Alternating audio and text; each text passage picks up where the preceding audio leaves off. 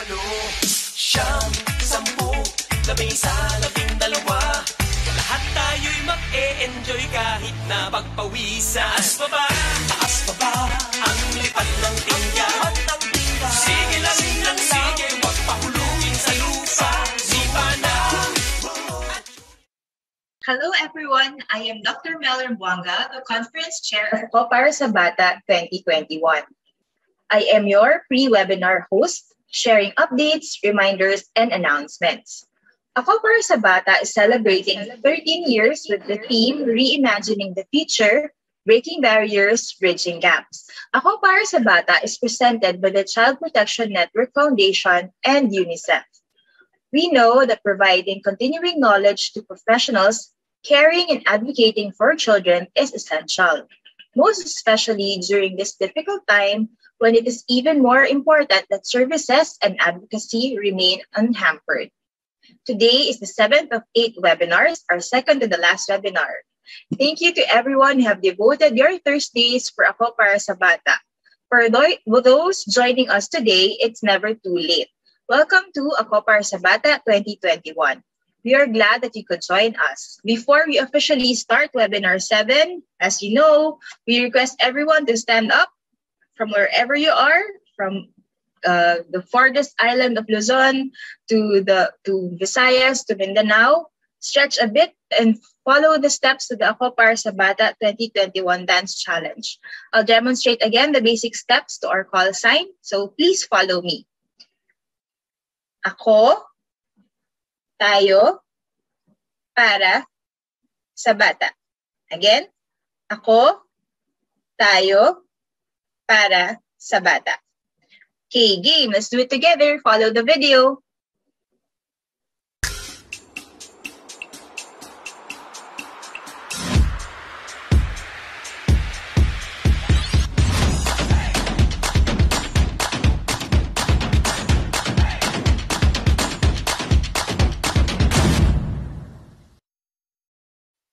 And now, may I turn you over to the host and moderator of Akoparasabata Webinar 7, Mr. Jared Kane Surza of the Asian Foundation. Hello, everyone. Welcome to Webinar 7 of Akoparasabata 2021, titled Spotlight on the Private Sector, Addressing Online Violence Against Children. On behalf of the Child Protection Network Foundation, Safer Kids PH, and UNICEF, we are deeply grateful for your support. This session's general objective is to understand the role of the private sector in preventing and responding to online violence against children. Our learning objectives will be to understand the role of business in achieving children's rights in the framework of the Children's Rights and Business Principles, to share salient recommendations of the National Study on the Online Sexual Abuse and Exploitation of Children, and the Philippine Kids Online Survey on the role of the private sector as part of the whole of society approach to addressing online sexual abuse and exploitation of children, or OSAEC. To share examples and good practices of the private sector on addressing or preventing OSAEC, and to share practical tips on online safety and wellness for children, parents, and caregivers through an interactive process. Before we go further into today's webinar, let us listen to the opening remarks of the alternate chairperson of the Interagency Council Against Child Pornography, Assistant Secretary of the Department of Social Welfare and Development, and the chairperson of Akoparasabata Webinar 7, ASEC Glenda D. Relova. Isang makabata at mapagkalingang araw sa ating lahat. It is an honor to welcome you today in this webinar series of the Akoparasabata. I would also like to express my gratitude to the different organizations, fellow representatives from the national government agencies, non-government organizations, civil society groups, child rights advocates, parents, who are watching in this Zoom platform and at Facebook Live. Our webinar today is a follow-through of last year's webinar that focused on child sexual abuse and exploitation. Last year, we heard Prosecutor Jinky De Dumo of the Department of Justice and Attorney Kirk Pedro from the National Bureau of Investigation share the government's efforts in collaborating and coordinating with the different agencies, both here and abroad, to prosecute the perpetrators of OSAEC and to protect the victims. 3 non-government organizations, the Save the Children, Safer Kids PH, the End Child Prostitution in Asian Tourism or ECPAT, also share their programs and services that are focused on preventing and protecting children from OSAEC. A research study was also presented by Dr. Taroja. In the study, it was alarming that the findings show that parents who are perpetrators of their own child victimization is based on the belief of no touch, no harm. This has brought us to the idea of inviting the private sector in sharing their initiatives or activities to address online violence against children. Hence, this webinar series, Spotlight on the Private Sector, Addressing Violence Against Children. With this, I hope we are all excited to meet our resource persons.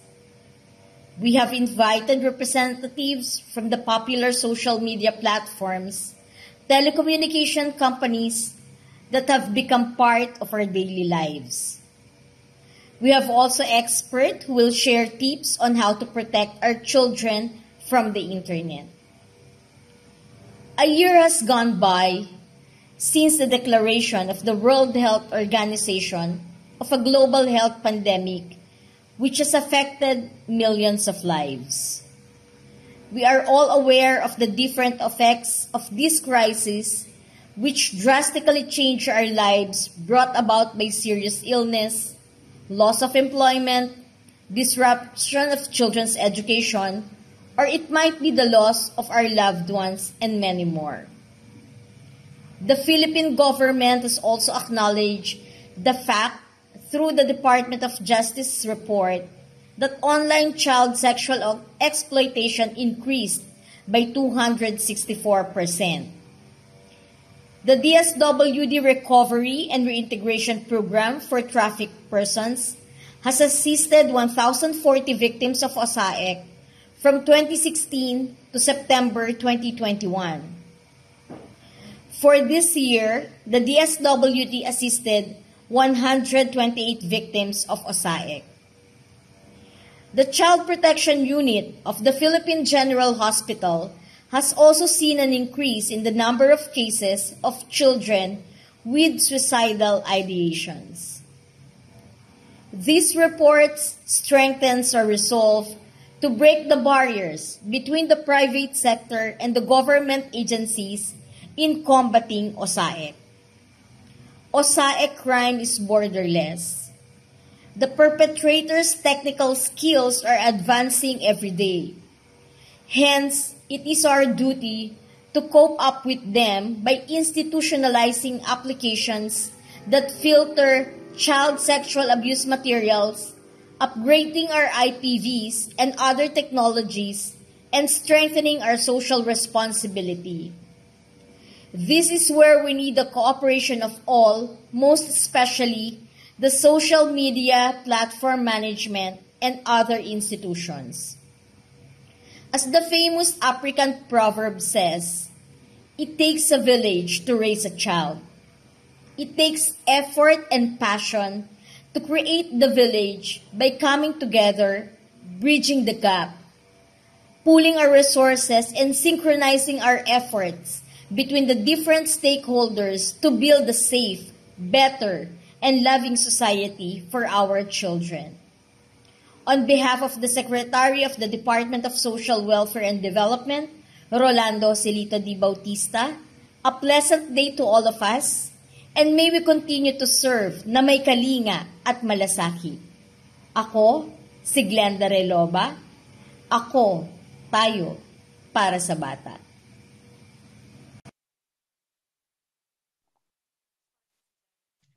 Thank you so much, Asek Krylova, for the very inspiring words. In today's setup, children use the internet more than ever because of the pandemic. Maraming mga bata ngayon ang kinakailangan gumamit ng internet para makapag-aral, makapaglaro, makausap ang kanilang mga kaibigan, at marami pang iba. Pero higit sa lahat, dapat matutukan natin ang kanilang mga karapatan para maprotektahan ang mga bata sa kanilang paggamit ng internet. At kutuwang nito ang responsibilidad ng ating private sector, including social media companies and internet service providers, as important stakeholders in protecting children in digital platforms. And here now to present to us what the rights of the child are in the world of the internet is the Corporate Alliances Officer of UNICEF, Ms. Georgina Bilardo.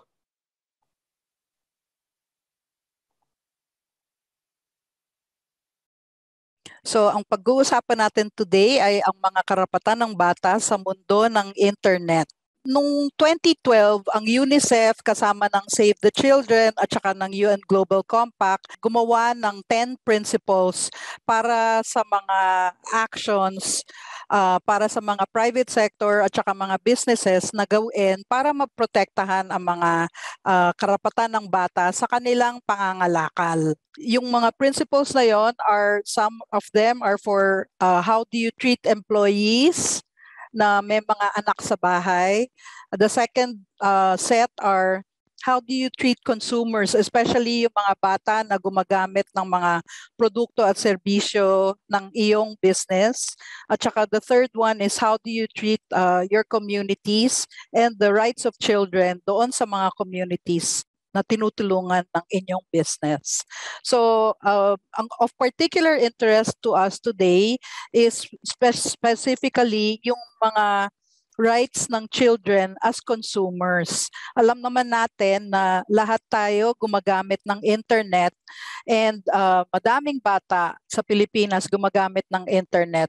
At ang mga karapatan nila sa paggamit ng serbisyo ng mga internet companies ay tatlo. Ang unang principle is kailangan safe ang mga business operations at saka facilities para sa mga bata. Second is dapat safe ang mga products at saka services na ginagamit ng mga bata. So ano-ano tong mga products and services? Yung internet mismo, yung World Wide Web na pinapasukan ng mga bata, dapat safe yung place na yon. Yung kanilang paggamit ng mga social media, dapat safe din yung place na yon para sa kanila. At saka lastly, dapat ang marketing and advertising ay nagrerespeto sa mga karapatan ng bata at hindi nakakabigay ng harm sa kanila pag na-expose sila dito sa mga commercial na ito. So ano ba ang ginagawa ng mga batang Pilipino sa internet? Ang UNICEF ay gumawa ng study noong 2019 para makita ano ba talaga ang mga habits ng mga batang Pilipino sa internet. So ayon sa survey na ito, nakita namin na 90% ng mga bata kumukonect sa internet. Halos 100% ng bata ay nasa internet. At more than half of them, 59%, nag-i-internet na walang sumusubaybay sa kanila. 71% of them gumagamit ng cellphone. Importante to kasi ang cellphone pwede mong dalhin sa kwarto mo, sa banyo, lahat ng lugar na mag-isa ka. So hindi ka nasusubaybayan ng iyong magulang habang gamit mo ang iyong cellphone. 53% naman ng mga bata ay gumagamit ng PisoNet at 44% gumagamit ng libreng Wi-Fi sa kanilang mga paaralan, coffee shops at malls. Nakita din na halos 2 oras nag-i-internet ang mga bata araw-araw. So, ano-ano nga ba ang mga karapatan ng bata na dapat protektahan natin habang ginagamit nila ang internet? Ang una is ang karapatan ng bata na maging private, kung saan ang lahat ng impormasyon tungkol sa kanya ay protektado. Pangalawa ay ang karapatan ng bata na makapagpahayag ng sariling pananaw. Ibig sabihin, dapat protektado ang kanyang speech at ang kanyang pagpa-participate sa mga activities na gusto niya, na merong respeto at proteksyon para sa kanya habang ginagawa niya ang mga ito. Ang third is ang karapatan ng bata na hindi masira ang kanyang reputasyon sa internet. Dapat protektado ang kanyang information, ang kanyang profile, at protektado siya sa anumang atake ng kahit sino man na makakakita sa kanya sa internet. With these three rights of children, ano-ano ba ang dapat natin gawin upang maprotektahan ang mga karapatan ng bata habang gumagamit sila ng internet? Unang-una, ang ating lahat actually na information. Madaming impormasyon ang nakokolekta ng mga kumpanya tungkol sa atin kapag gumagamit tayo ng internet. Ang ating itsura, ang facial recognition, na nakaka-capture yan sa internet. Ang ating pangalan, ang ating address, edad, anuman ang ating mga likes at dislikes, ang ating pamilya at mga kaibigan, saan ka pumapasok, anong mga clubs o organizations, at saka saan ka tumatambay sa iyong lugar. Lahat yan alam ng internet at lahat yan ay data na stored sa internet. Ano ang nangyayari dito sa data na to? Itong impormasyon ay binibenta ng mga kumpanya sa mga advertisers. Therefore, pinagkikitaan ng mga kumpanya ang ating mga information. So anong kailangan gawin? Kailangan gabayan at turuan ang mga bata tungkol sa impormasyon na naaangkop ilabas at i-share sa internet, ano ang hindi naaangkop at makakadala ng risk sa mga bata kapag shinare nila. Pangalawa ay kailangan maprotektahan ng mga bata mula sa mga mapanganib na bagay sa internet tulad ng kabastusan, karahasan, at kasinungalingan. Kasama na dito ang protection nila from fake news. Kailangan meron mga batas at mga policies ang mga businesses at private sector companies para protektahan ng mga bata galing sa mga ito. And thirdly, kailangan maprotektahan ng mga bata mula sa harassment, bullying, at iba pang pang-aabuso sa internet. Minsan, meron din mga predator na pwedeng umatake sa'yo, mga hindi mo kilala na iba ang mga inanais sa iyo, na hindi mo makontrol ang kanilang exposure sa iyong profile dahil sa mga safety o privacy settings na nalagay ng account mo. So you need to be protected from all these risks. Finally, kailangan maprotektahan ang mga bata mula sa mga advertising na makakaapekto sa kanyang physical at mental health.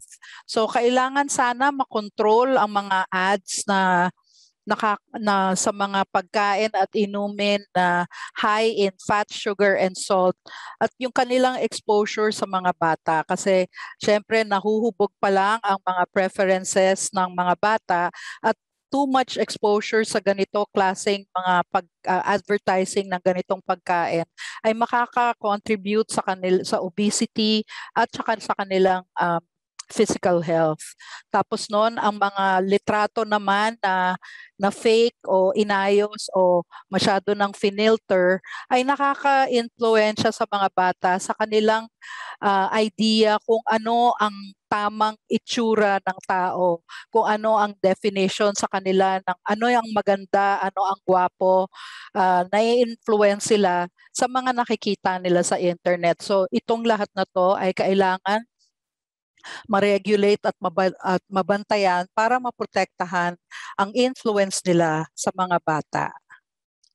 So, sino ba dapat ang pumoprotekta sa bata na gumagamit ng internet? So, kanino ba itong lahat ng trabahong to? Lahat tayo ay mayroon kanya-kanyang tungkulin at contribution sa pagprotekta sa karapatan ng mga bata sa internet. Siyempre, ang unang-una ay ang mga magulang at paaralan. Pangalawa ay ang mga internet companies, mga telecoms companies at social media companies na ginagamit ng mga bata. Kailangan sila din ay mag-ayos ng kanilang mga proseso para maprotektahan ang mga bata sa internet. Mga gumagawa ng mga commercial at mga advertisers, kailangan ay maglabas din sila ng policies para maprotektahan ang mga batang exposed sa kanilang advertising. Siyempre, ang gobyerno na maglalabas ng mga batas para protektahan ng mga bata at makikinig kaming lahat sa mga ideas at siyempre sa mga binibigay ng mga bata mismo tungkol sa kanilang mga situation.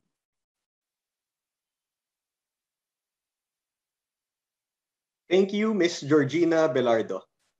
That was very enlightening. Malaki pala ang role ng businesses sa protection ng mga kabataan.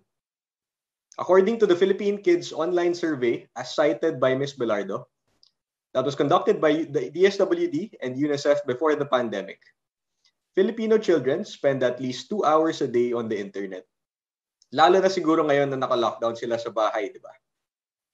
With children spending so much time on digital platforms, it is only right that we should be concerned about how safe the online world is for them.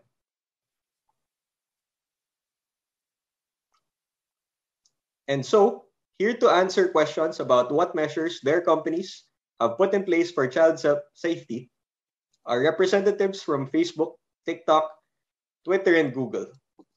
The first question will be asked by one of our Safer Kids PH youth champions, Ojel.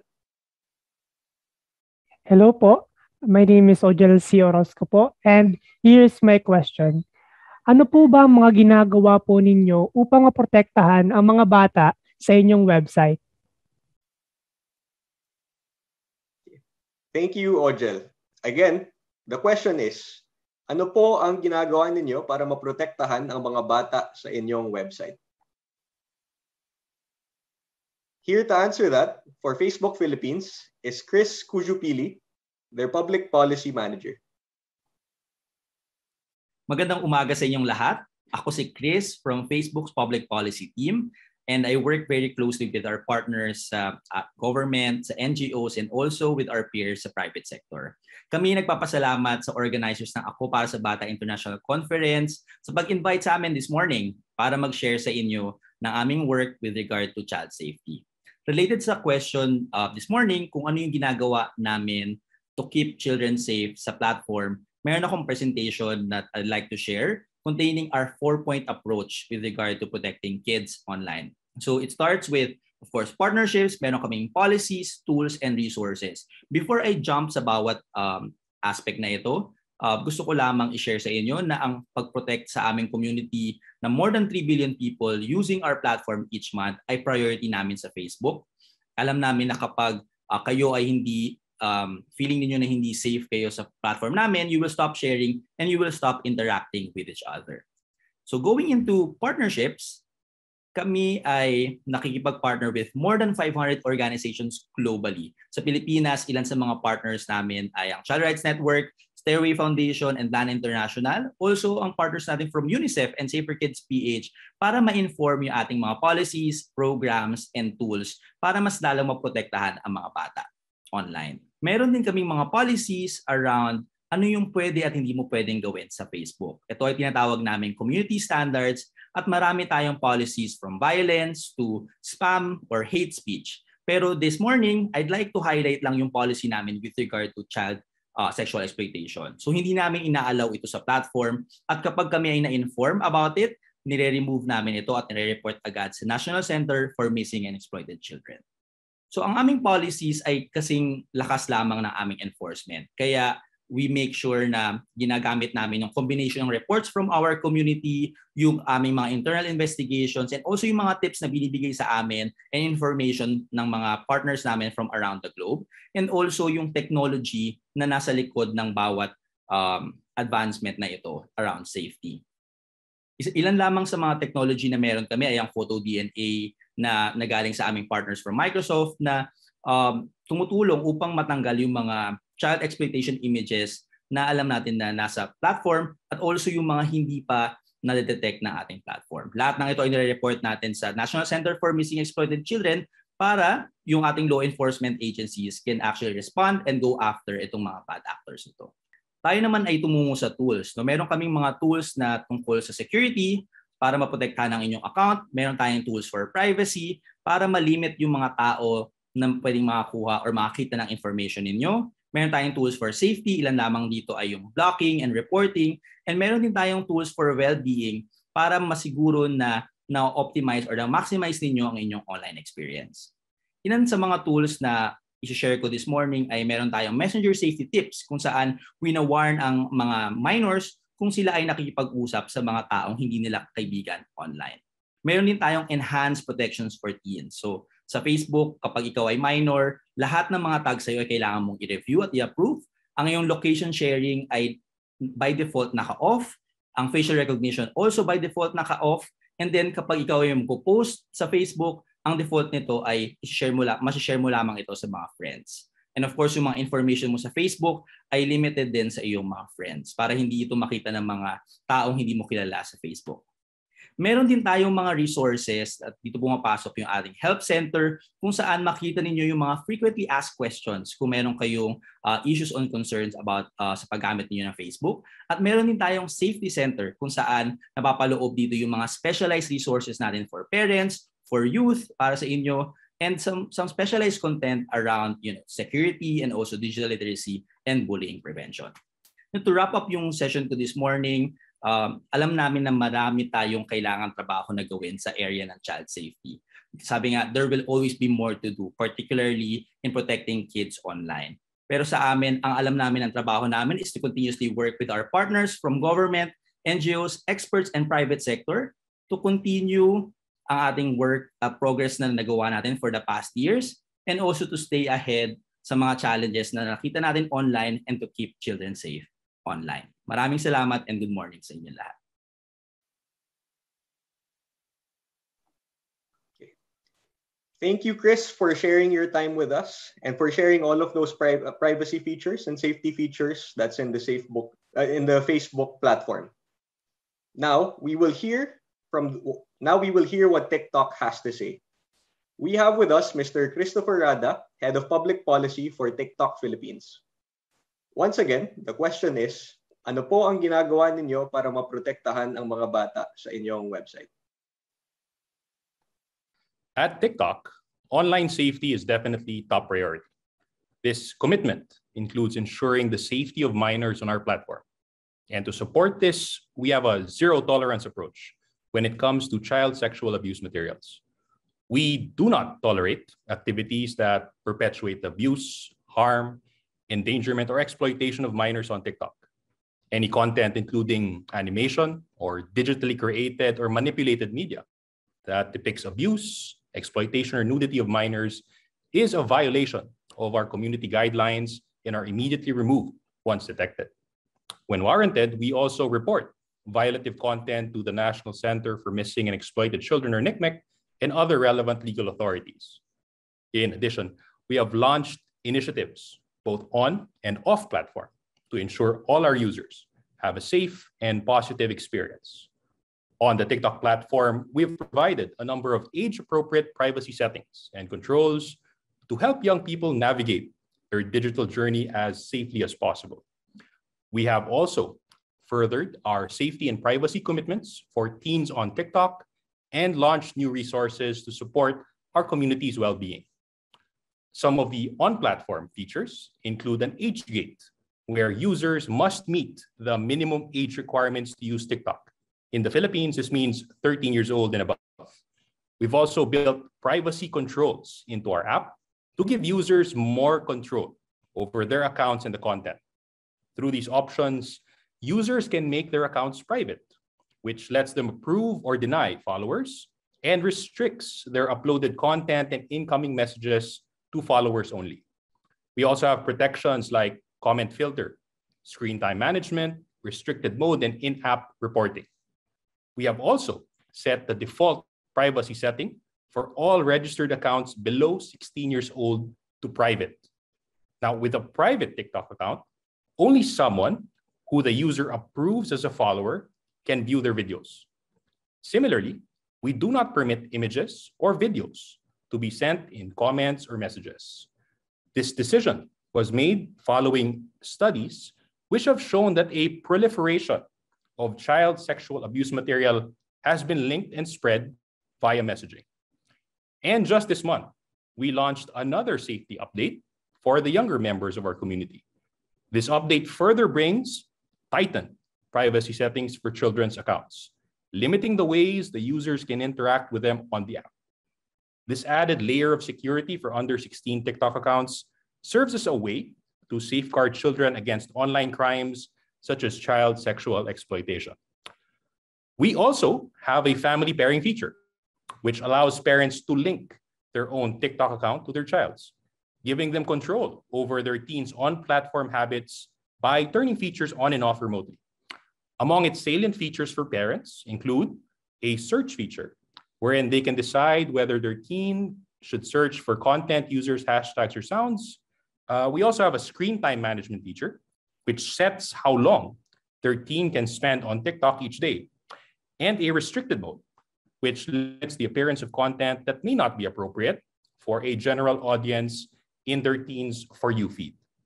We hope that this family pairing feature will encourage families to have broader conversations about digital safety. Similarly, we have also rolled out Off-Platform, a family safety toolkit developed in partnership with the DQ Institute. Within the toolkit, parents will find a list of digital parenting tips that they can refer to when setting guidelines for their teen's safe and responsible use of TikTok and other apps. It also offers a simple and practical guide on how to use TikTok's family safety tools in order to put these digital parenting tips into practice. Through these initiatives, TikTok is committed to building a positive environment for our users while protecting against industry-wide challenges around platform misuse. And we continue to work with organizations, the public and private sector, to help ensure that our policies, technology, privacy controls, and other user education settings we provide continue to promote a safe and welcoming environment for our community. Thank you very much. Maraming salamat and have a good day.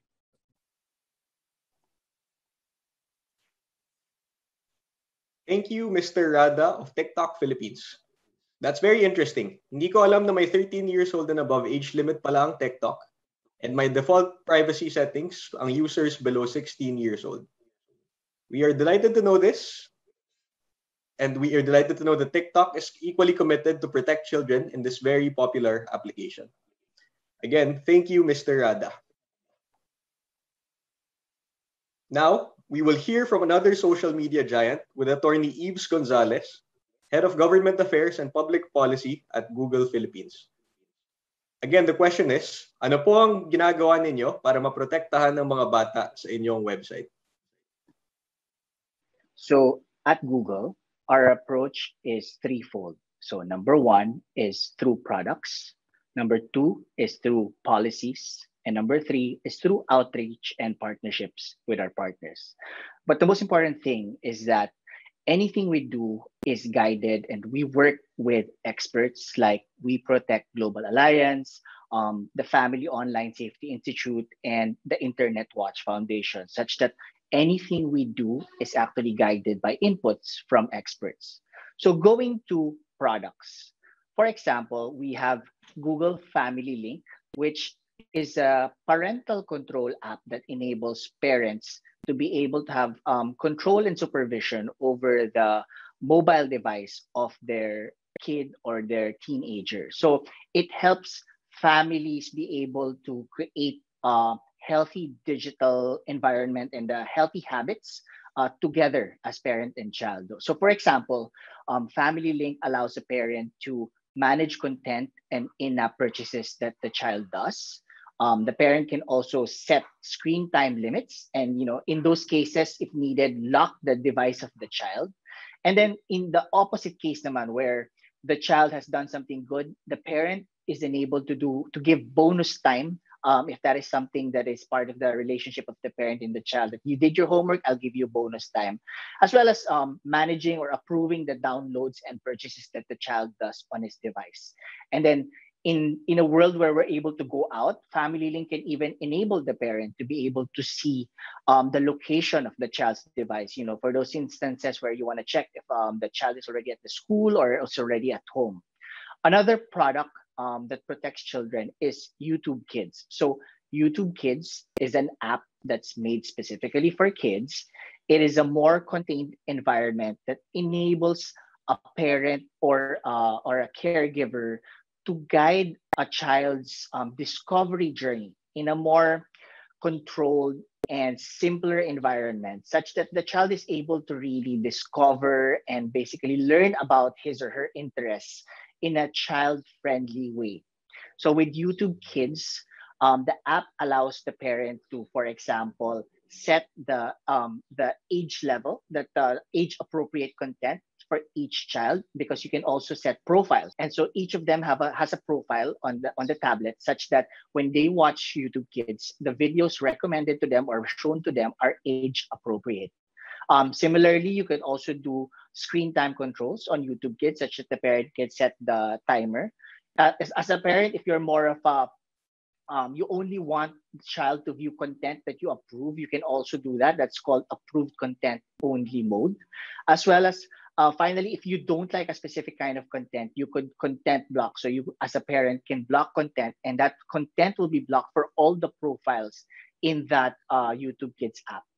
There's also new ways that parents can be able to help protect their kids online on YouTube. So there's two ways. So number one is there is restricted mode, such that as a parent, you can set restricted mode on your child's account, such that it only shows content that is more friendly or more appropriate for the age, as well as supervised experiences. So supervised experiences is a way for a parent to allow a child to use YouTube, the main YouTube app, but in a supervised way. So you can control as well what type of content the child can see or discover on YouTube. And then going now to policy. So of course, on policies, for example, we have YouTube's community guidelines that will help us reduce the exposure of a child to inappropriate or illicit content. We also have policies that identify, remove, and report illegal CSAM materials. And we do this in partnership with our partners like other tech companies, as well as NGOs. As well as we have a technology called CSI Match. So CSI Match allows an NGO to be able, or our partners to be able to more quickly identify potential CSAM materials, such that it is queued up ahead, such that if it needs to be reviewed, you're able to review it immediately. And then of course, Google creates tools that make it easy for anyone to report child exploitation or any content on any Google product that is potentially problematic for children. And then finally, with outreach and partnerships. So as an example, Be Internet Awesome is a global program of Google that enables us to communicate with kids, with parents, and with teachers and educators. So this composes of curriculums on Be Internet Smart, Be Internet Safe, and other 5 total curriculums. And basically, through Be Internet Awesome, we're able to work with our partners to better educate kids on responsible usage of the internet, how to be safe, how to be smart, how to be kind on the internet. So through this holistic approach, we're able to be to do our part to help protect children online.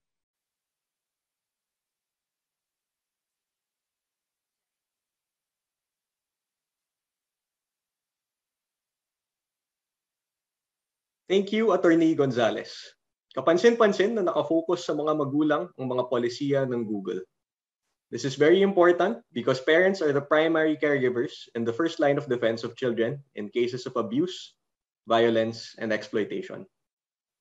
It is very important that we highlight the roles of parents in protecting children, especially in digital platforms. Now, let's move on to the next question by our good friend and Safer Kids PH adolescent champion, Glyza.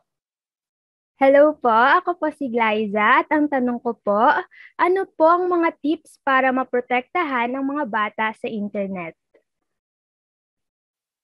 Thank you, Glyza. So our second question is, ano po ang mga tips para maprotektahan ng mga bata sa internet? It's another interesting question. Sa bahay kasi, parents or caregivers ang tunay na gatekeepers pagdating sa online habits and time ng mga bata. So it is just fitting that we should arm them with the knowledge and tools to be good gatekeepers. And according to the Philippine Kids Online Survey, half of the parents are unable or do not help their children when there is something difficult to do or to find in the internet. 55.7% of the parents admitted to never or hardly ever helping their children when there is something difficult to do or to find in the internet. Here to give us some answers is Ms. Janelle Dreza Fe Reyes from Parenting for Lifelong Health Philippines. Good morning. I am Janelle Reyes from Parenting for Lifelong Health Philippines, or PLH Philippines. For this section, I will be sharing with you tips on how to keep parents and children safe online. A little background about our group. In collaboration with UNICEF and PSWD, PLH Philippines develops and tests evidence-based parenting programs for Filipino families to strengthen positive parent-child relationships and to reduce children's maltreatment at home. PLH Philippines, led by Dr. Lian Pene Alambay of the Ateneo de Manila University, has developed and tested the Masayang Pamilya para sa Batang Pilipino or MAPA or Happy Family Program, a community-based parent support intervention designed for low-resource settings that is affordable, not for profit, open access, and based on rigorous evidence. The MAPA parenting program uses Masayang Tahanan framework to demonstrate why it is important for parents to build a strong, positive relationship with their children. The walls symbolizes positive and healthy parent-child interactions, which includes spending time with children, talking about feelings, and praising and supporting good behavior. As we move to the roof, we focus on dealing with difficult behavior and problem solving. If the foundation of the house is strong, the roof will be easier to maintain. So when parents spend more time building positive relationships with their children, they often spend less time managing difficult behaviors. The pandemic changed various aspects and levels of our lives. The changes in our routines and family setups, most of us, if not all, are working from our homes and our children having online learning. As a result, children and teens are now spending a lot of their time online for their online learning, to reconnect to their friends, and to be entertained. Even us adults, we experience that being connected online help us in reducing our stress during this pandemic or to reduce the impact of COVID-19 and encourage us to continue with our lives, particularly during the early months last year. However, it also presents more at risk from online sexual abuse and exploitation to children. So how do we give support to families regarding this matter? We know that children's online sexual victimization has been an issue even prior to the pandemic. There are several online risks, such as adults targeting children for sexual purposes, one click away, harmful information that contains violence, children disclosing personal information to strangers, and cyberbullying.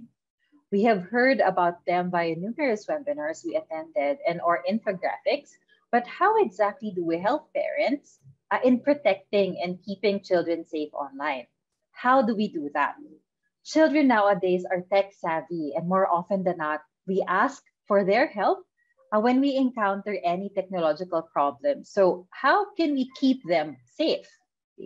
First, parents, guardians, and other relatives must understand that they have the responsibility to meet the needs of children and to protect them from any form of abuse and exploitation. Even their children are physically safe at home, it doesn't mean that they are already safe from all of the online risks and dangers. In addition, parents and guardians should be knowledgeable about online safety. Lagi nating sinasabi na mga magulang at tagapag-alaga ang dapat sumusuporta at gumagabay sa mga bata kung paano maging safe online. Pero kulang din ang kanilang kaalaman, kaya importante na kasabay ng mga kabataan, ang mga magulang ay binibigyan din ng kaalaman at kakayahan na tungkol sa online safety. Sunod, bago po makapagbigay ng suporta ang magulang, importante rin na maayos ang relasyon ng magulang at anak. Kung mapapansin ninyo sa mga online tips, napakalaki ng role ng open communication at hindi po ito mangyayari kung hindi maayos ang relasyon ng magulang at anak. Kailangan bigyan ng prioridad ang relasyon ng magulang at anak. Sa BAPA, isa sa mga pundasyon ang pagpapatibay ng relasyon ng magulang at anak. Okay? At ginagawa po yan sa pamamagitan ng one-on-one time. Napatunayan na kapag palaging ginagawa ng magulang at anak ang one-on-one time, mas tumitibay at mas nagiging positibo ang kanilang relasyon. Mas nagiging masunurin ang bata, mas nagiging komportableng kausapin ng magulang at nababawasan din ang mga negatibong kilos. Dahil sa one-on-one time, nararamdaman ng bata na siya ay mahalaga, minamahal at ligtas. So how do we do one-on-one time? Remember these three things: day, play, stay. Day means parents spend time with their children every day for at least 5 minutes. Second, play. Parents let children choose the activity that they'd like to do for their one-on-one time, letting the children take the lead. Last, stay. Parents focus on their child or teen, so no TV or phones or gadgets. Only full unattended attention and accept the child's what the child is saying without judging them. And lastly, by consistently doing one-on-one time, parents already create a safe space for their children to share their experiences. And so makikita niyo po sa screen ang tip sheet tungkol sa one-on-one time na pwede niyong ma-download sa website na nasa screen din po. What are the other things that parents can do to keep their children safe online? Una, i-review ang privacy settings ng mga apps at gadgets na ginagamit. Turn off safe search on browser and on children's browser. So yan po ang pwede niyong gawin. Next, isama ang anak sa usapan sa paggawa ng mga patakaran sa paggamit ng mga gadgets. Maaaring pag-usapan kung kailan pwedeng gumamit ng gadget sa isang araw at kung gaano ito katagal. Help parents and children learn how to keep personal information private, especially from strangers. Some people are not aware of this and they are not who they say they are. So kailangan po talaga na protektado sila mula dito. Also, teach parents and children how to protect themselves and what to do just in case they receive inappropriate messages or content. Use online activities to spend time with children. Nakakatulong ito para malaman rin po kung ano ang mga website at videos na kanilang pinapanood. At bonus na rin na mas makikilala ng magulang ang kanilang anak at ang kanilang mga interes. At panghuli, explain to parents and children that if they experience something online that makes them feel upset, uncomfortable, or scared, they can talk to adults or to their loved ones and they will not be judged or punished. Creating trusting relationships and open communication through positive support and encouragement is really necessary for children to be open. Ayan. So yan po ang ating mga tips kung paano po manatiling ligtas ang mga magulang at anak online. And before I conclude our presentation, we'd like to make sure that you will continue to be supported in your parenting. So we'll be leaving you our resources that you might find helpful and useful. So MAPA is on Facebook. And on our page, we have bite-sized parenting tips, strategies, and materials that are easily shareable and will help strengthen the parent-child relationship. Yan po ang itsura ng aming Facebook page. At tandaan po, no, it can really be challenging to be a parent or care provider during this pandemic. So you deserve praise and you are a star. Always remember that. So thank you very much for listening, and that will be all. Okay, thank you very much, Ms. Janelle Reyes from Parenting for Lifelong Health Philippines. Very insightful and practical tips, lalo na yung regular one-on-one time between parents and children. We should all try that. Now we move on to the third question from our Safer Kids PH Youth Champions. This question will be coming from Christian Ray. Hello po, I'm Christian Ray at ito po ang tanong ko. Ano po ang mga paraan na ginagawa ninyo para maibahagi sa publiko ang konsepto ng online sexual abuse and exploitation of children? Thank you, Christian Ray. Ano po ang mga paraan na ginagawa ninyo para maibahagi sa publiko ang konsepto ng online sexual abuse and exploitation of children?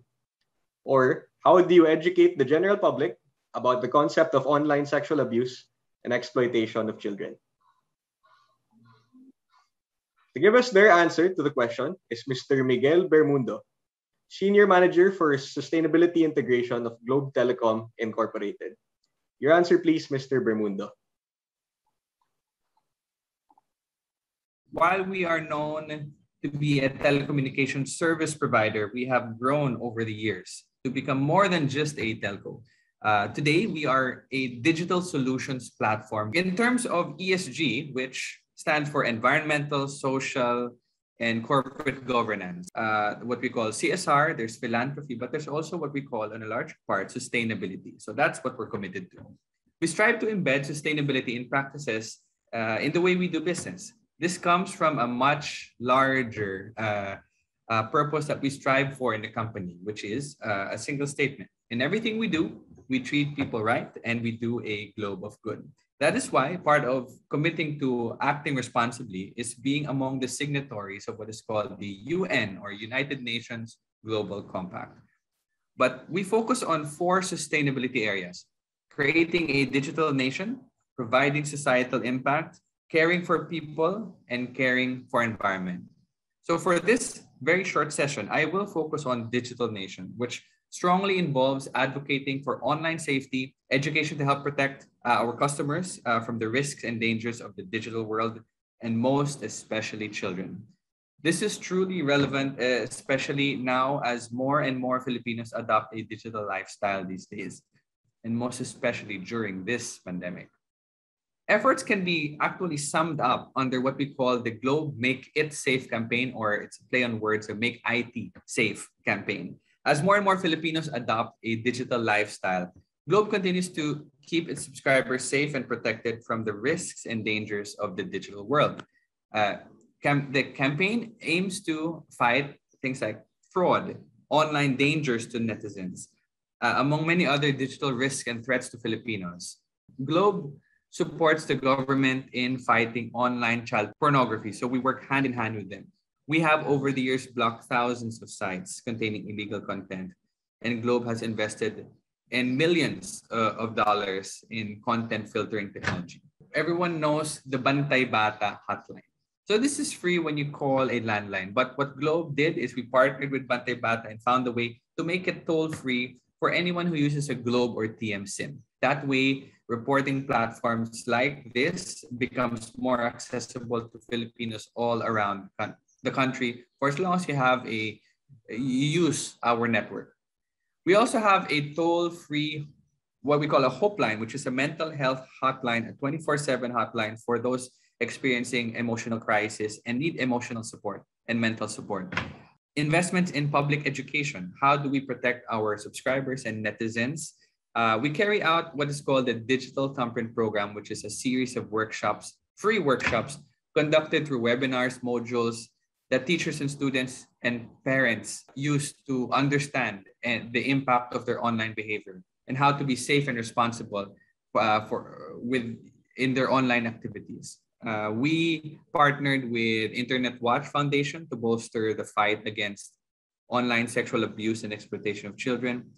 The Internet Watch Foundation works closely with law enforcement agencies in different countries to help block sites.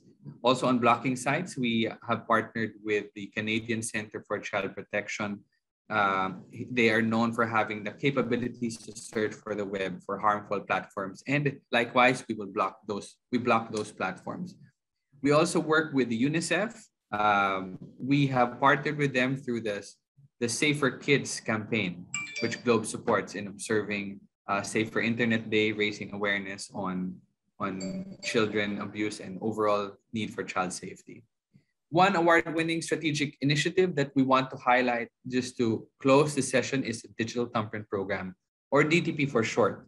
The DTP, these free modules come in 5 module series.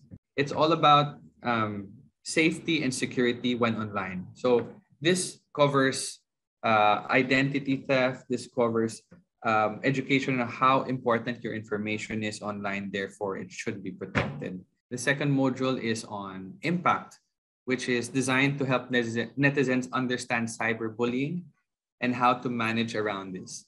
You have digital discernment, which is all about understanding fake news. How do you identify intelligently if what you're reading is questionable or credible? And how do you operate around that? With all the proliferation of fake news online, how do you manage through that?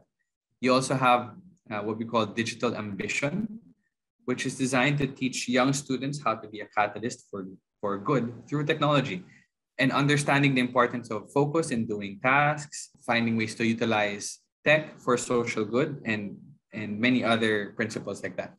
And finally, you have the parent module, which is designed to raise awareness of the parent responsibility in today's digital world. So for parents who are having a hard time catching up on the ways of the digital world, this is one way to catch up on it, but also protect your kids likewise from those risks.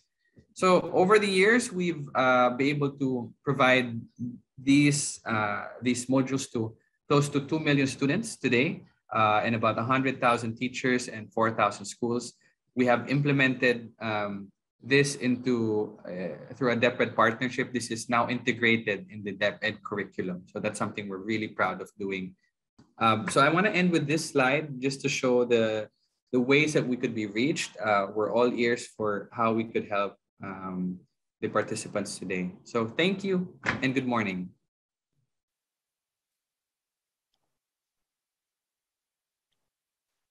Thank you, Miguel Bermundo, for sharing those measures taken by Globe.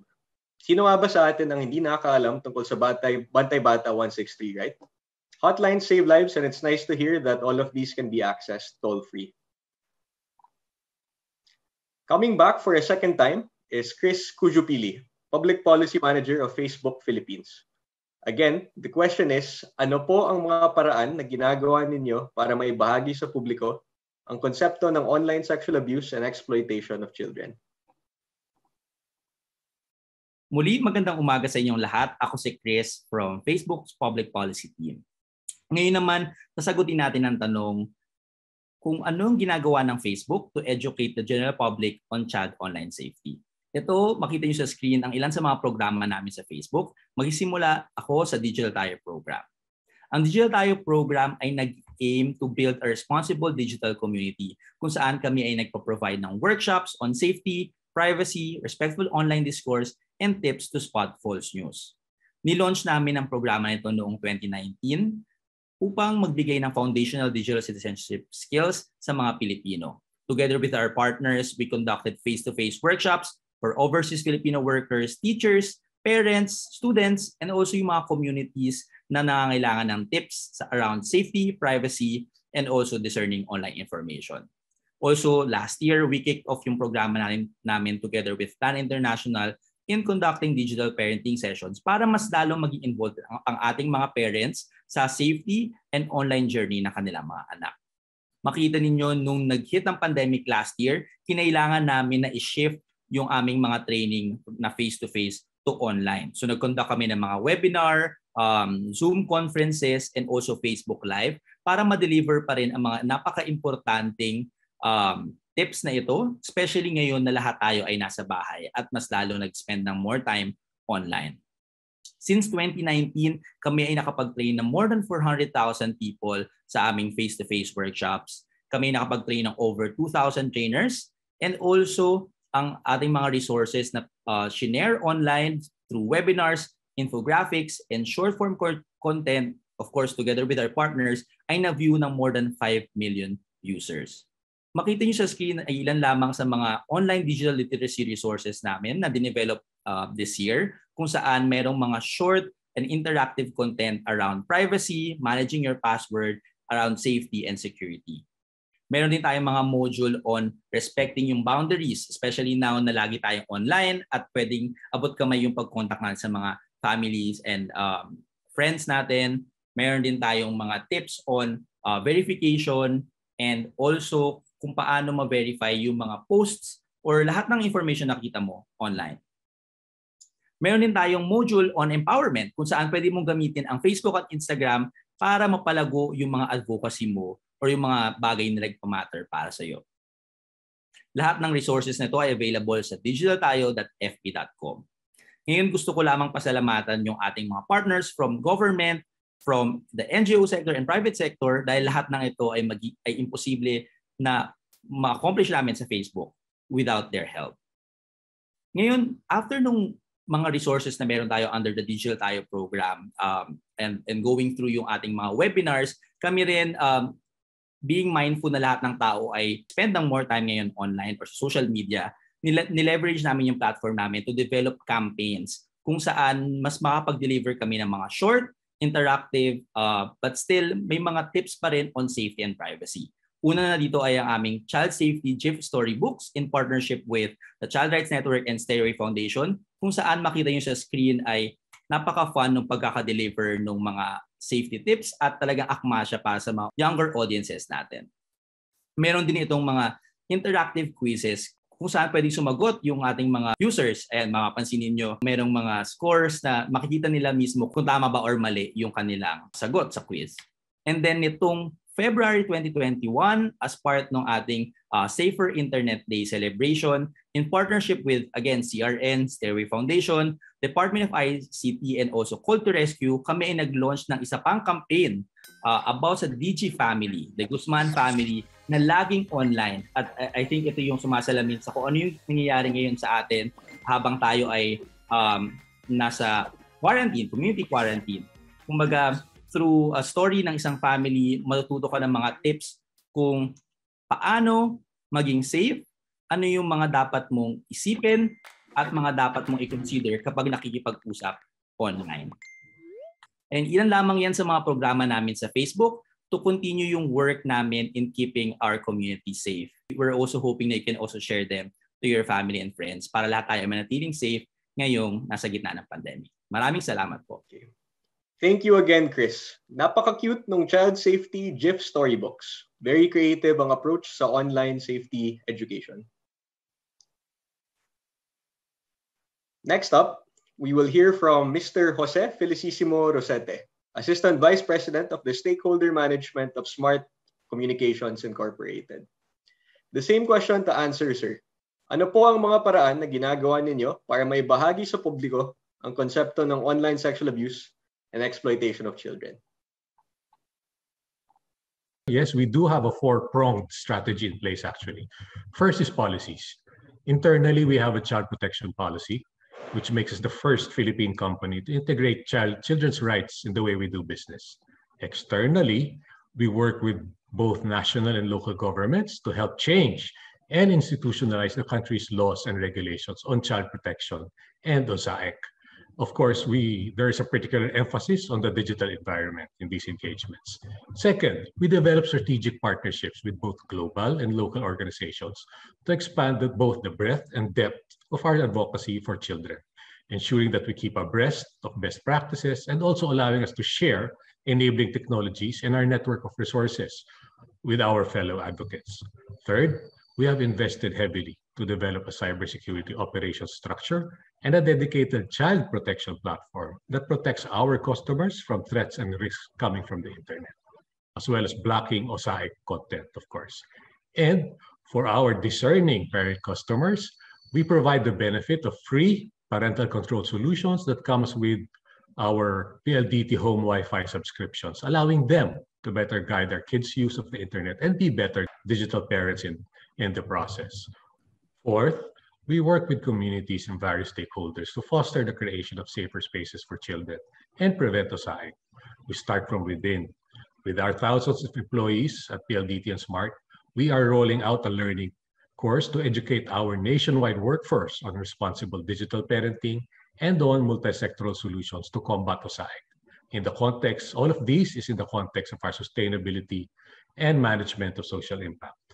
Externally, we work with stakeholders to provide interventions in OSAIC hotspots and improve community capacity to protect children in the grassroots, both online and offline.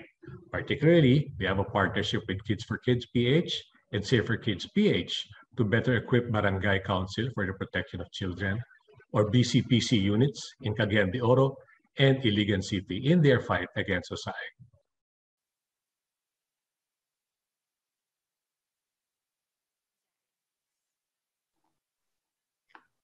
Thanks again, Mr. Rosete, for sharing those measures that you have in SMART and PLDT.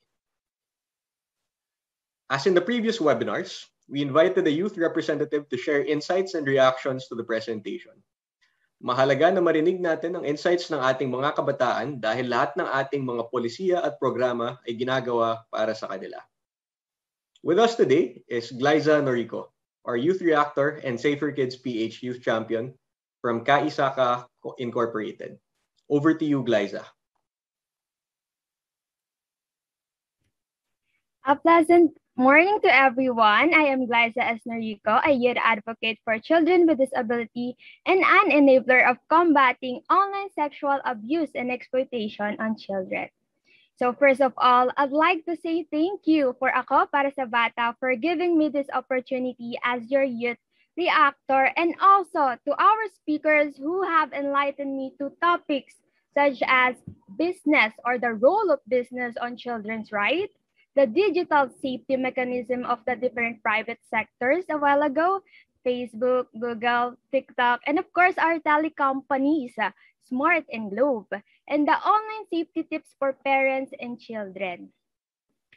It is indeed that as we have transitioned to a more digitalized world during this pandemic, the vulnerability of children being exposed to different types of abuse and exploitation had increased.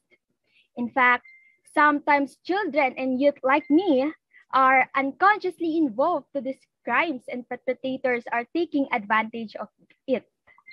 There are explicit contents of children that able to get away filtration.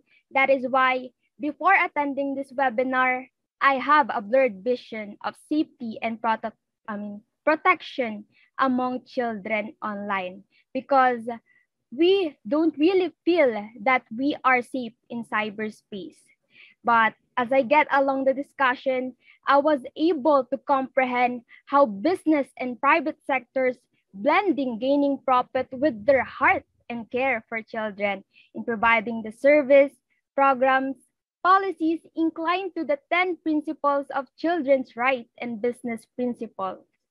It has been stated that children have the right to be protected online, and people who are responsible for this are our parents, internet, telecompanies, social media companies, commercial makers, government, and the children, of course, and youth themselves.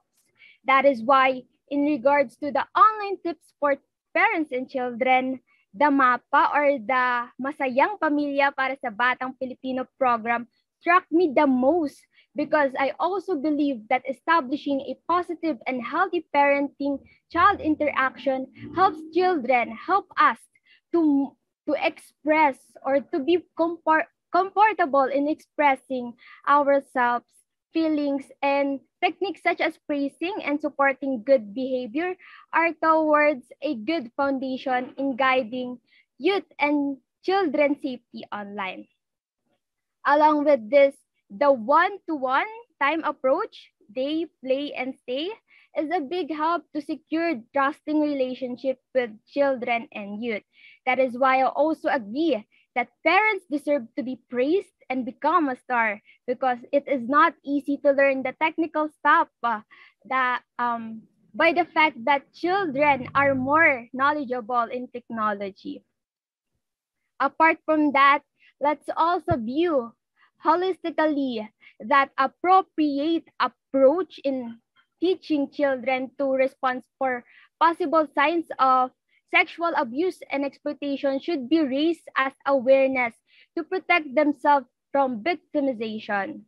Aside from parents, I'm also thankful to the different private sectors that were able to make us feel at ease as they presented a comprehensive ways on how their digital mechanism in child safety works. So from what I've noticed, similarities of their approach varies on partnership among organization who upholds children's rights, and of course children who raises their needs for safety.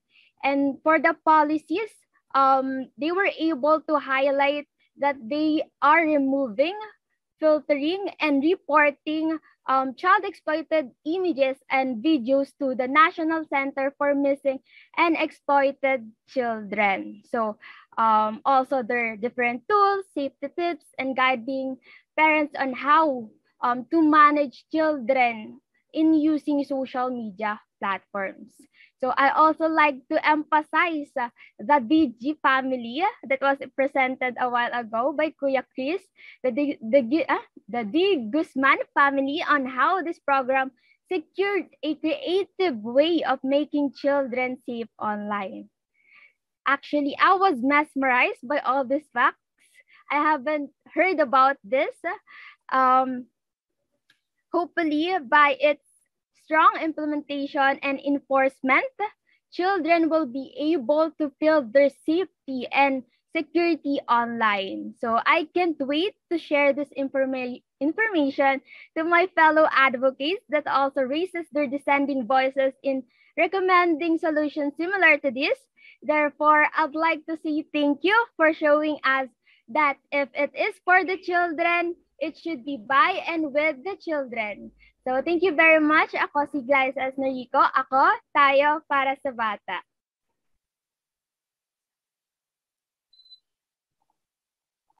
Here to answer your questions are representatives from Facebook, TikTok, Google, Globe Smart, and our Safer Kids PH Youth Champions.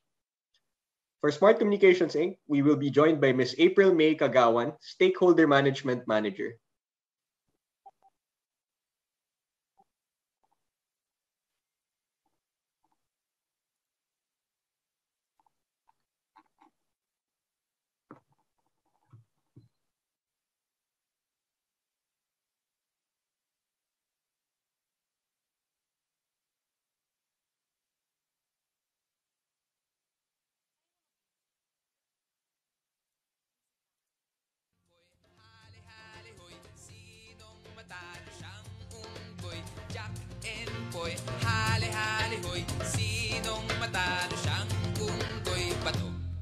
Talo sa papel, talo sa gunting, talo sa bato, talo sa papel, talo sa gunting, talo sa bato, talo sa papay, pareho, ulit bato, panalo sa gunting, panalo sa papel, panalo sa bato, panalo sa gunting, panalo sa papel, panalo sa bato, panalo sa gunting. Yes, I think we have our first question now. So I think this question is directed to Chris from Facebook. So the question is, how about for the Messenger app, especially on the issue of live streaming? Paano na-address yung pasahan ng lewd pictures and videos ng minors from group chats ng mga sexual predators? Napopolice rin ba yon ng Facebook? Thank you for that question, Jared, and for the participant who asked that. So with regard to some Messenger, and one of the things that I like to probably take time in providing more context here is pwedeng sa Messenger, meron tayong banking technology wherein once, and this is something that was shared during my presentation, where we use AIs and machine learning capabilities to detect yung mga images na CEI. And when we detect those, we actually bank those images. We use photo DNA in making sure that we capture yung digital hashes of these images, regardless of where this is shared, kung sa public surfaces ba, meaning through a Facebook page or through a post or through a group. We use these digital hashes and we do remove it, with the digital hashes, we can actually remove it at scale. So regardless kung saan pa nila ipopost ito, depending on kung sa private surfaces ba, meaning sa mga private groups or also closed messenger groups. So ito yung technology that actually allows us. I think during my presentation, that's why we invest a lot on the technology, because it's important for us to stay ahead of these behaviors that we're seeing online. Also, one of the few things that I mentioned during my presentation is yung messenger forward limits that we enabled during the quarantine. As we spend more time online, yung mga tao, they keep on forwarding these kinds of content, and now they're limited to just forwarding it to 5 people at a time. So these are just some of the improvements that we have on technology and also on tools to make sure that we could remove and stay ahead on these kinds of issues that's happening on our platform, including Messenger. Okay. Thank you, Chris, for affirming those measures that you take on Facebook. I'll move on to the next question. So this question is directed at TikTok. So for Mr. Christopher Rada, the question is, I understand na may age limit na nakaset sa TikTok, but children are clever. Hindi nila dinidisclose ang kanilang tamang edad. Mostly, ang mga parents pa ang gumagawa ng account for their kids. Ibig sabihin, nakaka-access pa din ng mga bata. What is the insight of TikTok on how their company policy can be circumvented this way? Thank you, Jared. No. Let me put it this way. The age gate is just a preliminary barrier. It's not an absolute barrier. It's like, to use an analogy, if you're entering a private subdivision, for instance, there is that initial barrier, right, to prevent people who you don't want to enter from coming in. But it does not prevent people who are persistent, who really want to get into the premises. So very similar, that's an initial gate to prevent people from, underage people from entering the app. Having said that, of course, our Gen Zers are very smart, and a lot of them who really want to get into the app find ways to get in there. So we have secondary measures to also prevent people who are underage on the app. As a matter of fact, we just released our community guidelines Q1 report a couple of months ago, and we showed the exact amount of accounts that we were able to take down for being underage. I think it was around 11 million accounts that were taken down for being underage. So we do proactively look at accounts even after they're created. I-share ko lang siguro one funny story. Last week, I received a report from a friend, from a common friend last week. Gino-complain niya na tinake down yung account nung isa niyang kasamahan. No? And when we looked at, initially akala namin for some violation of community guidelines. Nung tinignan namin yung account niya, apparently, mukhang tinanggal yung account dahil akala ng moderator underage siya. No? It's one of the things na Asians are kind of younger in terms of their looks compared to, say, Caucasians and Westerners. So it also shows you na talagang minsan there's also that side. No? They're moderators who are actively looking for underage accounts even on its face. No? So dahil nga doon, minsan nagkakamali din, they err on the side of caution. Even sometimes yung mga hindi naman talaga underage, natatanggal din because mukha silang under 13 years old. So I had to apologize to that account holder na hindi naman pala siya underage. But it tells you na talagang we're actively working to ensure that the users on our app are within the bounds of those who are supposed to be 13 and above. All right. Thanks, Mr. Rada. It's nice to hear that TikTok is taking active steps towards taking down these accounts which might be considered underage and who are actually underage. So moving on to the next question. This one's directed at Attorney Eves from Google. So the question is, how do you regulate the lewd videos from other social media which are being re-uploaded in YouTube? How does that protect children if it's already posted everywhere? Okay, thank you. So YouTube actually has very strong mechanisms, machine learning technology that can actually automatically detect for content that would be violative of community guidelines. And such kind of content would definitely be violative of community guidelines. And what we do is we actually use machine learning technology to automatically detect such that it is removed even without anyone viewing it at that point. And so in our transparency report, which we also publish on a quarterly basis, you will see that a big percentage, maybe 90 to 95% of videos that are removed have been removed through machine learning technology. That it's not, it didn't wait for a user to flag it, but rather the system is automatically able to take it down. So definitely we use technology, and at the same time, we have users who report, we have trusted flaggers who also report, such that I think overall, people can agree that YouTube is generally free from such kind of content.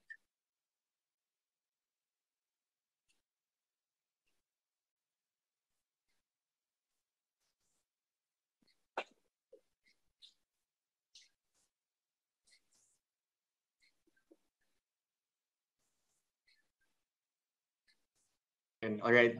Thanks, Attorney Eves, for answering the question. I'll move on to the next one. So the next one is for Globe. Sorry. The next one is for MAPA. So this is directed at MAPA with Ms. Jen Reyes. So the question is it okay na mag-set ng time period kung kailan gagamit ang mga bata ng gadgets? Dapat ba namin kuhanin ang mga gadgets at i-confiscate pag di sila sumusunod? Ang hirap kasi i-reconcile ng positive approach kasi gusto lang naman namin na maprotektahan sila. At pwede po ba mag-reproduce ng Filipino parenting tips during COVID-19 sa mga community families? So, there. Thank you. We usually get that questions a lot when we do our webinars. And yes, the answer to that first question is definitely you can create rules, you can establish rules with your children. Yun lang po, no, ang nagiging kalimitan nating problema or nagiging challenge sa mga magulang is when or how do we actually provide rules and routines with our children. So when we have rules and routines, they actually help our children to know what kind of behavior expected from them. When we have our routines, they know when to do things at a certain time of day. So it's very important. But before we establish our rules with our children, we don't impose it.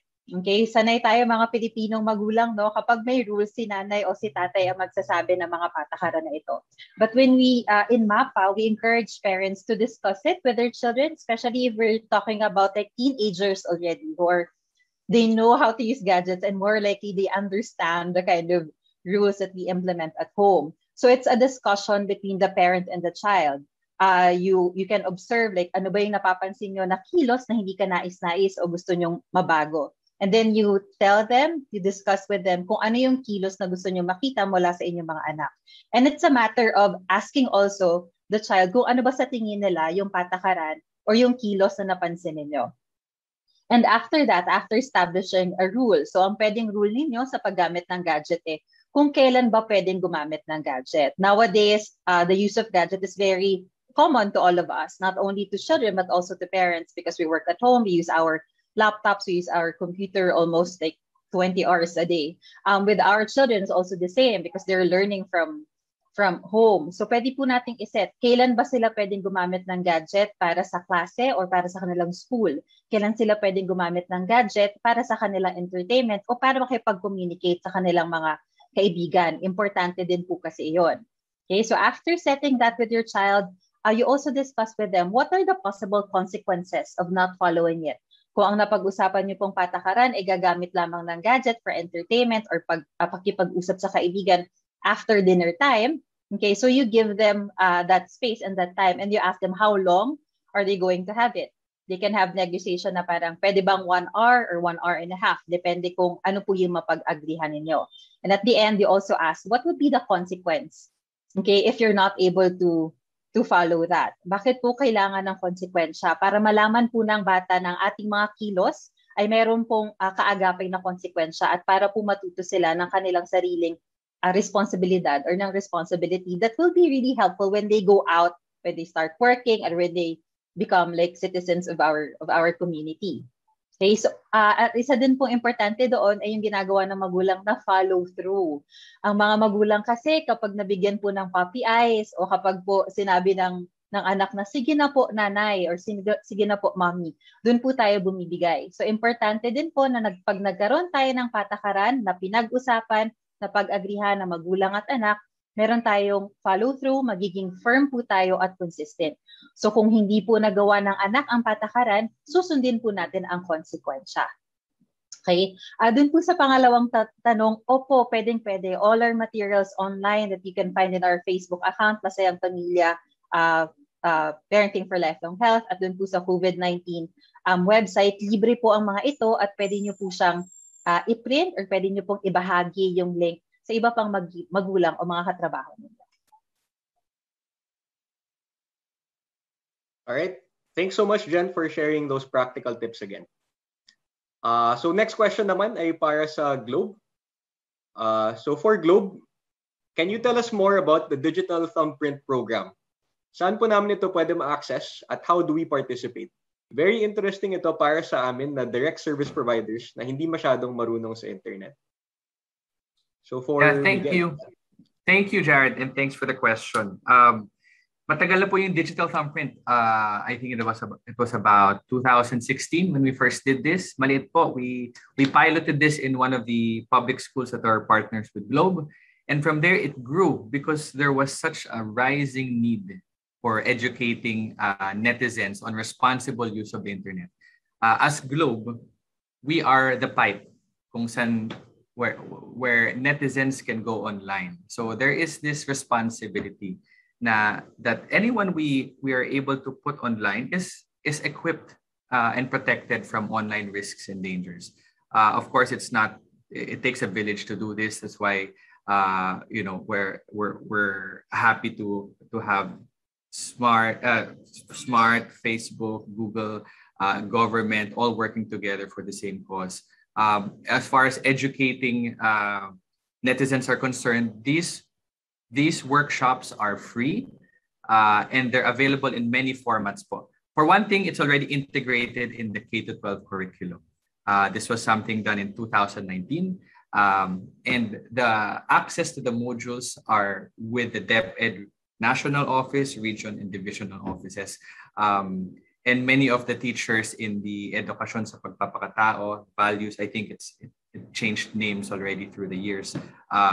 They have these content, and it's something that can be delivered easily to teachers and students.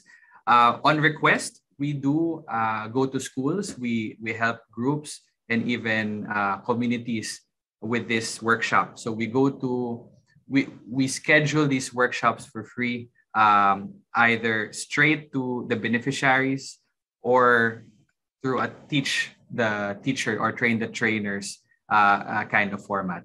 Lastly, we have these modules digital. So ngayong panahon ng pandemya, everything is now digital. We've slotted this into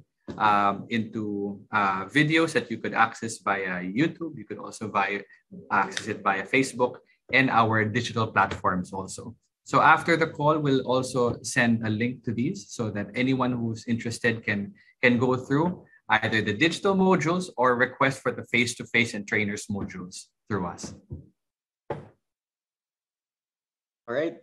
Thanks, Miguel, for talking to us about the digital thumbprint program as well as the other programs of Globe. We're looking forward to that link. But I'll move on to the next question for Smart naman. So ang question natin for Smart, how do you involve parents in your advocacy campaigns? Dahil sa presentations kanina, in-emphasize talaga ang importance ng parents in protecting children. Sana may role ang parents, even others like teachers in our campaigns against OSAIC. So for Ms. April, yun yung question po.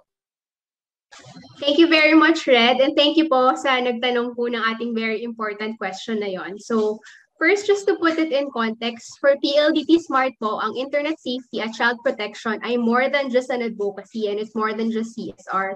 That's why for the past years po, we've invested in a lot of time and resources, tsaka investment po sa aming technology para ma-ensure na magiging part po ng customer care at mainstream customer experience ang both internet safety at child online protection.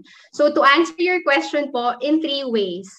First one is parent protection. So as our customers sa PLDT Smart po, we've invested in a billion sa ating cybersecurity program to ensure po na yung parents mismo are protected from online threats and risks. And at the same time, kasama na po yung mga kabataan, yung mga anak nila. Pangalawa po, parent empowerment as well. Meron pong sa mga PLDT home customers po dito, meron pong free parental control solution that's available. It comes with your subscription. So you can search it up po. So yung parental control solution po na ito para sa mga magulang dito, it will allow you to monitor your kids' usage, pwede po tayo mag-set ng time limits. Pwede po nating i-monitor yung content at yung basically yung habits po ng ating mga kabataan, mas makokontrol po natin siya. And third one, we also do parent education efforts. So kami po yung largest telco in the Philippines. So we make sure that we start from within. As we speak po, meron po kaming program para po sa 16,000 employees namin para ma-educate sila on digital parenting and child online protection. And gaya po ninyo, actually, we also teach them about the reality of OSAIC. So, mismong mga empleyado po namin sa PLDT Smart ay maalam sa issue na ito at kung ano po yung ginagawa namin as a company to protect children online. And externally po, meron din po kaming programa for LGUs and for teachers nationwide. We also work with DepEd. This is the Cyber Smart program. At gaya po ng setup ng program na ito, multi-sector approach din po siya. So we've engaged different sectors to teach schools and communities on how to safely use the internet, kasama na rin po how to protect our kids online. And meron din po kaming program that's called Better Today. So we use that program as an engagement vehicle para po sa mga LGUs. So pag may mga LGUs po kayo dito na gustong i-nominate to work with us, we can customize and custom fit localized digital parenting workshops for your communities. So that's it po. I hope it answers the question. Thank you. All right. Thanks, April, for sharing that and the measures that you take in PLDT Smart on OSAIC. So I'll move on to our last presenter now. So this question is directed at UNICEF. So for Ms.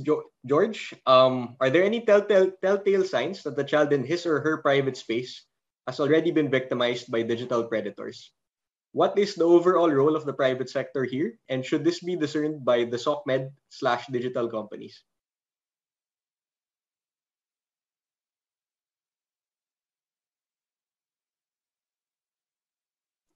Muted po yata, George. Sorry. Thanks. Thanks, Jared. Hindi talaga ako yung best person na makakasagot tungkol sa psychological indications ng abuse dahil ako ay isang child rights and business specialist. Ang masasabi ko lang, malaking suporta at malaking role ang nagagampanan ng pamilya, mga kaibigan, at saka ang buong social circle ng bata pag nakikitang merong nangyari sa bata, nag-iba ang kanyang behavior. These are the telltale signs na siguro makikita natin na kailangan kausapin, mag-reach out at suportahan ng bata sa dahil meron silang definitely na nararamdaman. I'm sure we have a better better people here in this panel na makakapagbigay ng mas malaking detalye doon. I just want to take this opportunity para pasalamatan ng ating lahat ng mga kasama dito sa panel na to. Pag tinignan niyo po ang group chat na nakikita ko ngayon na andyan ang Facebook, ang MAPA, ang Google, ang Smart, ang TikTok, at ang Globe, na magkakasama sa isang plataforma na nag-uusap tungkol sa lahat ng sa kapakanan ng ating mga bata. Natutuwa ako at gusto ko talaga magbigay ng pasasalamat sa inyong lahat na magkakasama tayo ngayon at iisa ang ating pinapag-usapan. I hope na ito ay magbibigay sa atin ng mas maraming ideas kung paano tayo makakapag-engage together at hindi hiwalay-hiwalay na lagi doing our own thing as separate companies but together as an industry para maprotektahan ng mga bata. Yun lang, I think, is the main message that UNICEF would like to say. We would like to express our deepest gratitude to all of you for being here today. Thank you. Thanks, George, for sharing that with us. And thank you to UNICEF and to all our speakers as well. I think that's our final question, but as a final word from everyone, we would just like to call all of the speakers again for one final question on any practical advice that you may have on resilience. Maybe we can start again with the same arrangement. So with Chris from Facebook, any practical advice on resilience?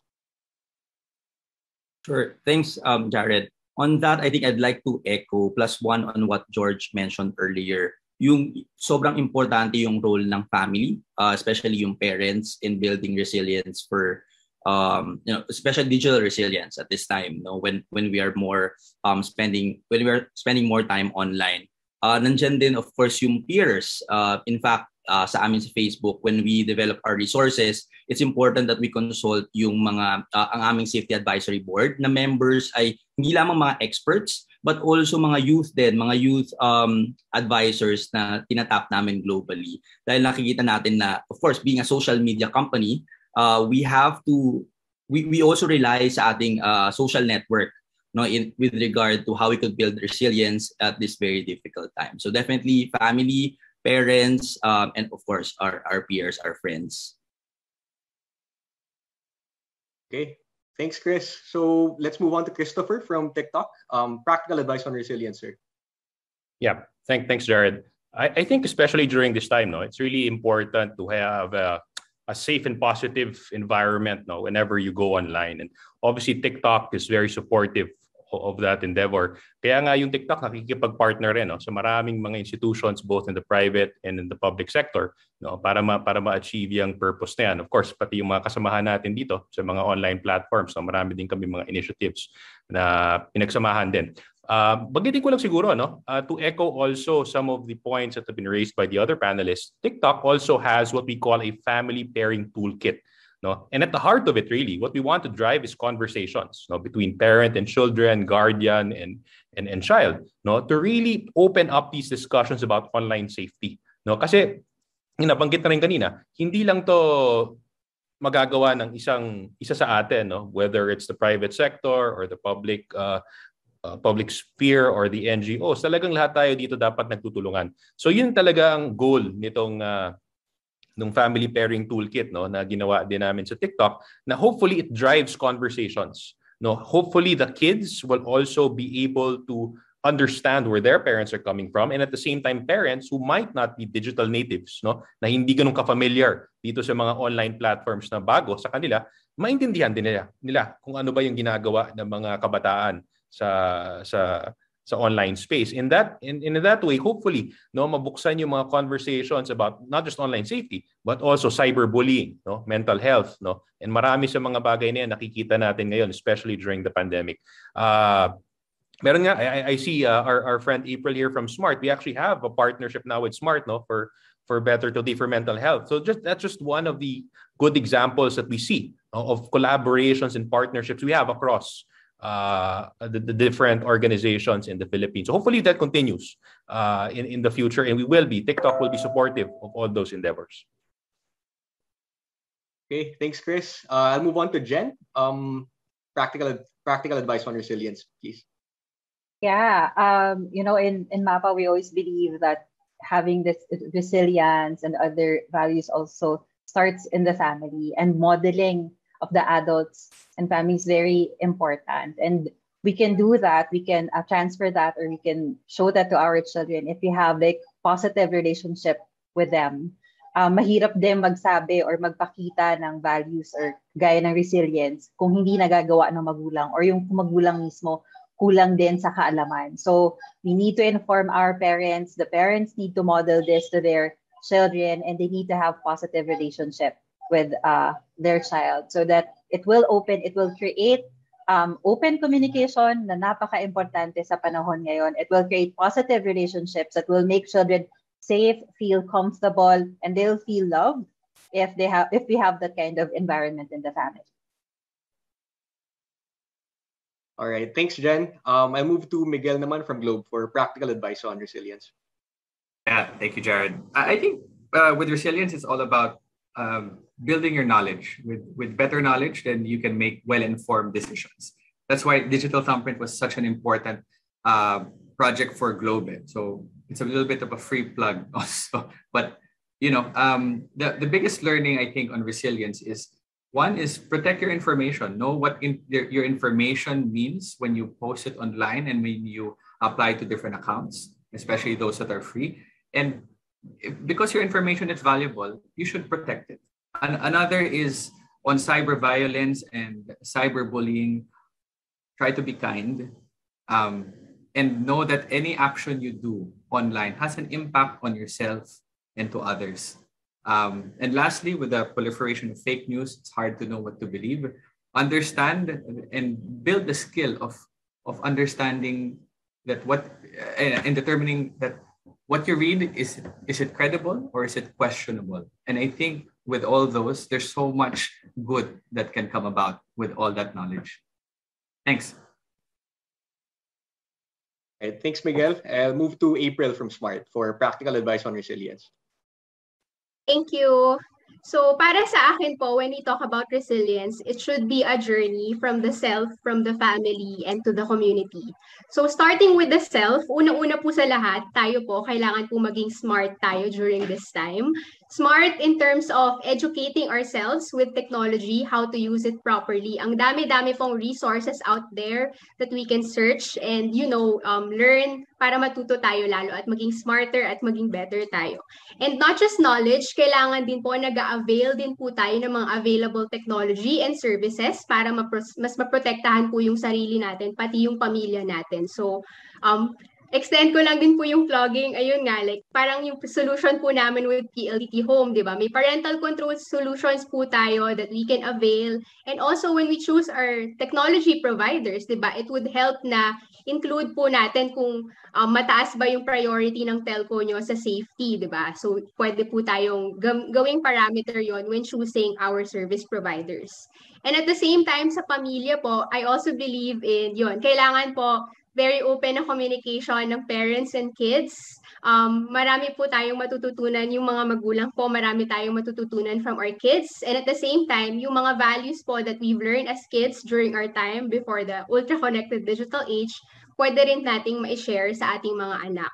At sa communities po, when we talk about resilience, we think it's important that we also develop and implement policies, lalo na po sa mga, di ba, para po mas strengthen whatever education or intervention efforts that we do out there should be backed by policies para ma-ensure po yung continuity and syempre yung resilience. So, self, family, and community po, dapat resilient tayo at dapat smart tayo.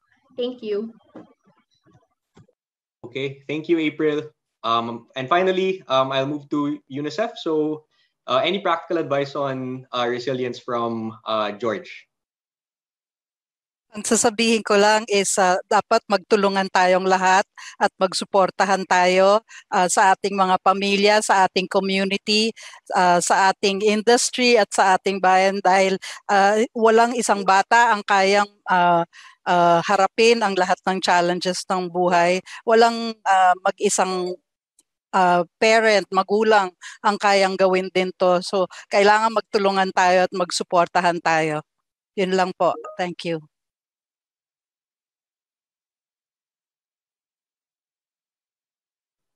Ayan, thank you, George. And lastly, sorry, I forgot to call on Google pala for practical advice on recipients. Thank you.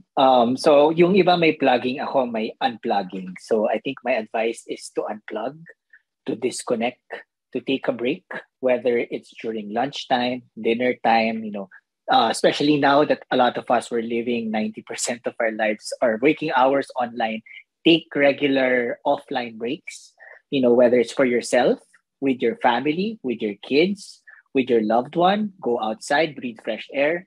Because I think right now, yun yung kulang natin talaga. Kailangan natin to be more in the present and in the actual physical world. So I know a lot of us are work from home, study from home. So yun, unplug, take a break for your own mental health. And again, thanks again to everyone, all the members of the panel, all the people who were participating via Zoom and via Facebook Live. We'd like to thank you very much for your participation in this. I think we are winding down today's webinar, and it has been a truly educational, informational, and interesting gathering.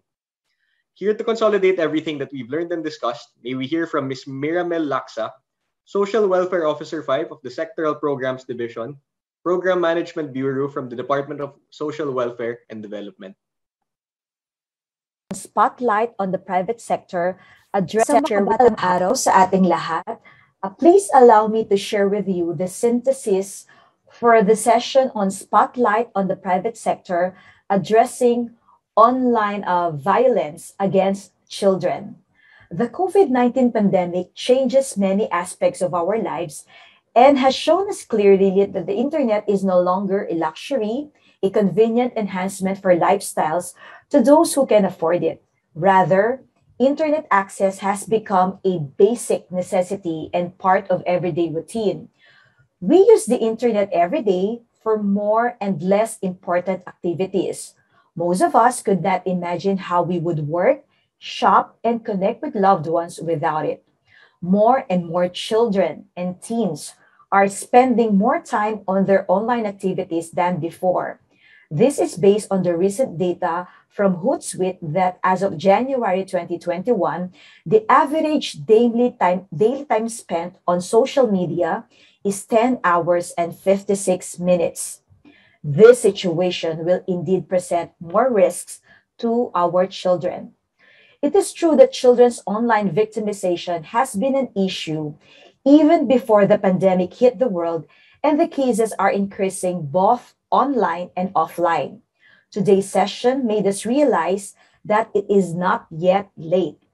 There is still a solution, and we can still do something in order to make the digital world of children a safe place to be through the collaborative effort of the micro, meso, and macro level system environment of the children.